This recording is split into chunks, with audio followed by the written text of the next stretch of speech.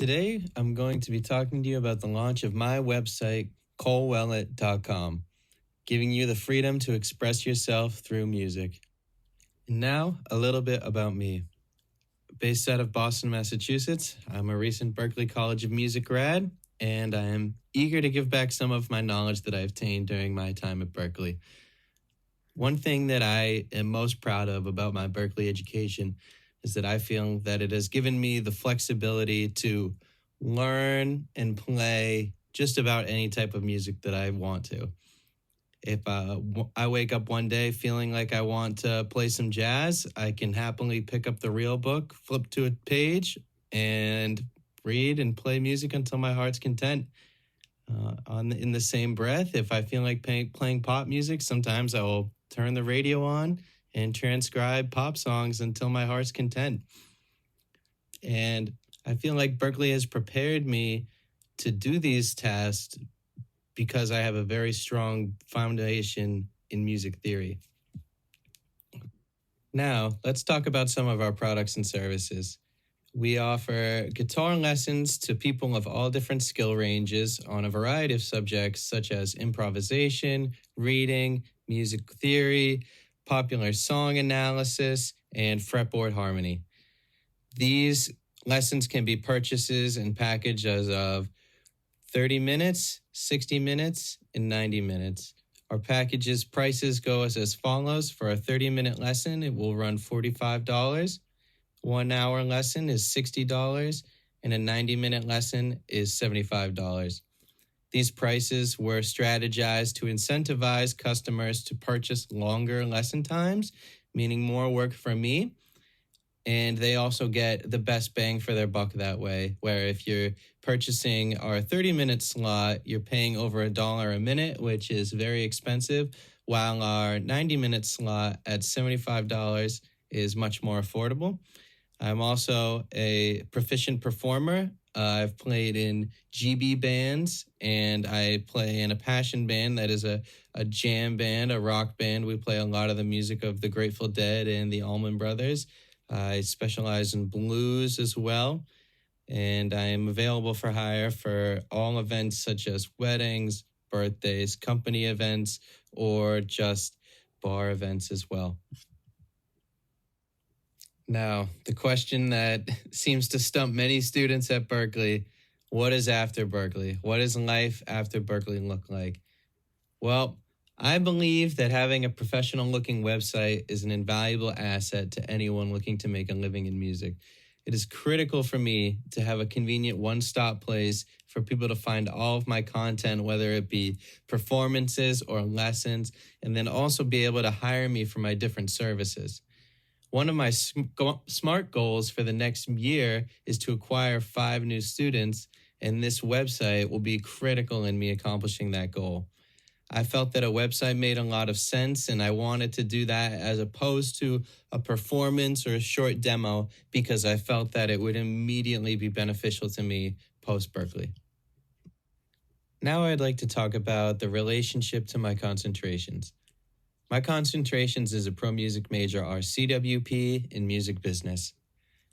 CWP, I have learned a lot about arranging, about harmony, about voice leading, about how ensembles should function as a unit. And I feel like I've learned a lot of skills that have helped me on the guitar, even though maybe they weren't deliberately supposed to. For example, now when I'm soloing, when I'm improvising, I'm very conscious of voice leading between changes. And I can almost visualize on the guitar where the chords are, which helps me nail the chord tones, moving from one chord to another. These are things that I feel like would be very valuable to a student, and I would have loved to have had somebody explain this to me when I was in high school instead of having to do the gritty work myself and learn it the painful hard way, which is either digging aimlessly through YouTube hoping you find what you're looking for, or painstakingly transcribing solos, trying to figure out where exactly these guitar legends are playing the things they are on the neck. How this project relates to music business is very straightforward. This is the start of my business. This website, the launch of it, signifies the start of my career as an entrepreneur. I have worked very hard and very diligently at a thorough marketing plan that will involve a fair amount of social media promotion and in-person guerrilla promotion as well, because I don't expect people to just stumble upon this website. I think we have to go out and introduce it to them. I wanted to talk a little bit about my time in the private studio teacher class. I really had a positive experience with that class when it was time to do in-class demonstrations where you bring in a friend and you do a demo lesson with them. I remember getting a lot of positive feedback, and one of the things that I got a lot of positive feedback for is the way I speak in sort of a musician's layman's term. So, for example, I think a lot of people on YouTube, beginner guitar teachers, will describe the guitar. They'll say, put your first finger on the 7th fret of the B string. And that's all good, but that's a lot of coordinates for somebody to follow who's maybe not as familiar with the guitar. And it's also, as you get more experienced, that's just a very slow and tedious way to tell somebody, I need you to play an E or or an F sharp, I suppose. And so my approach is to speak about it the way musicians would. So I'll say, okay, we're in the BB box, meaning we're in the BB King box. You've probably seen this major pentatonic position where the root is on the B string, and now, we're playing in the BB King box, so to speak, or we're playing in this SRV box, the minor pentatonic, or we're doing these chromatic licks that are very Jerry-esque. These are terms that musicians understand, and I think it makes the material more memorable when they're spoken about that way. And this brings us to my project budget, the resources that we acquired, and some of the expenses that it took to obtain these resources. For one, I purchased a premium Wix membership. Right now, fortunately, they're running a 50% off sale, which brought a 12-month membership to about $200. I went with the unlimited business plan. I decided to do this one because it was important to me that we get access to a payment portal, because as soon as we can get that up and running, we can start making some real money. Next, the hiring of a videographer. This cost about $400, and we hired them for 4 hours.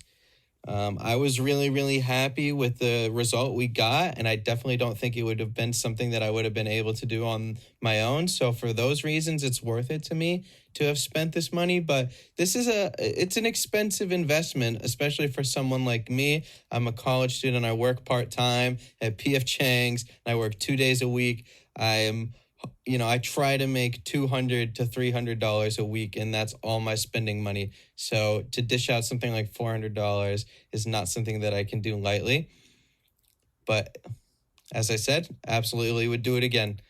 The cost to own the website domain for a year cost about $30. That's colewellett.com, but I'm happy to say that I have secured that. And then it cost about $45 to rent the rehearsal space when we were doing the recording of the videos. Again, that's a pretty reasonable price. I'm not too mad at that. That brings our total about $675, which I think is a pretty expensive total. We certainly invested some real resources into this project, and I'm happy to say I think it was all worth it. I wanted to include this slide because I thought it offered some real insight into our mindset when designing the website. My mom, who is a focus groups expert, she's been a consultant for many years. She understands people. She understands marketing and customer acquisition. So if you look at the left, it begins with attract. These are things we wanted to have an aesthetically appealing website to just visually grab the attention of a new user. Nurture, we included that high quality content that we worked so hard to obtain to nurture them and hopefully then convert them into a customer. And then once we've done that, we have to continue to engage with them. We will collect their emails. We'll be sending out monthly letters talking about our events for the month, any potential flash sales that may be happening as it pertains to lessons. And then moving on to the right side, we need to we need to turn them into an adopter. Now we're talking about customer retention. Turn them into a loyalist, turn them into an advocate, and then eventually brand ambassador. And all of these things basically we want them through word of mouth to promote our business for us. And this could be telling their friends or representing us by wearing our merch, putting a sticker on their water bottle that's ours. These are all things that we want our customers to do. And so we're going to strategize in order to make that happen. Now I'd like to talk about some of the problems that I faced while creating this project and then some of the solutions that I found to overcome them. My first problem was that I had no footage of me playing the guitar and doing what I do best, and that was going to be something that was going to be essential to put on the website. So in order to combat this, I needed to reach out. I needed to find people to play with. I didn't love the idea of just putting on a backing track and playing over that or doing solo guitar work, because that's not the essence of who I am as a musician. You know, when you play jam music and you are in improv-based music, a lot of it is the intuitive chemistry you have with your bandmates and the push and pull, the give and take that you have with them on stage really is what creates the magical moments. So, as I said, I reached out to some connections that I made at Berklee and I started to assemble a band. My second problem was that even after we assembled the band and we had started rehearsing and we were feeling tighter, the iPhone was not giving us high quality video, and it was just not going to cut it. It was not going to be what we needed for the website. And I do not have the video editing skills, frankly, to take an iPhone quality video and make it into something very professional looking. So I decided to outsource. I reached out to a good friend of mine, Mark Harvey, who is the leader of a jazz orchestra in the New England area. And he recommended this gentleman to me named Jamie, who is a videographer who also specializes in doing live sound. I talked to him, I talked to the band, and we did a recording where Jamie mic'd all of us individually. He had 3 cameras in the room, 2 were freestanding, and then one was manually. He held one and recorded manually and was able to get good action shots of the band and then edited it all together where, you know, as the song progresses, there's interesting cuts that really make for a unique visual experience. And I was very, very happy with the final product. My third problem was it's very difficult to create an aesthetically appealing website. And initially when I thought to do this project, I thought that would be a lot easier than it really is. I thought it was about as easy as you just pick out templates that you like, you upload your stuff, and boom, you have a gorgeous website. But it's really a lot more nuanced than that. So in solution to this, I really had to learn how to remain patient with myself because I would grow quite frustrated at different points of this experience. And then I also, again, had to be humble and reach out to friends and family who are more knowledgeable than me on this subject and get their 2 cents, and anything that they could do to help, I was happy to listen to. I think for me, the most rewarding part about this whole project was just seeing it all come together at the end. There were definitely times throughout the semester where it seemed like I was doing all of these different tasks, recording one day, editing another, doing a rehearsal this day, and then, you know, back on website design the next. And it didn't all feel like it was one project until it was. And then it all came together. And in the end, it's left me with a website that I can confidently say I'm truly proud of. When I reflect on the making of this presentation, it was honestly pretty painless. I would definitely say PowerPoint is much more user-friendly than Wix, in the fact that they have design suggestions for you. I think that's a brilliant feature. I wish Wix would do a similar thing where I could, instead of having to do the template first, I could put all my info in and then do the template after. I think that would be a much better model, but I digress. A challenge I experienced. There were some technical difficulties. Even me now recording the audio over the slide is not something I've ever had experience with before.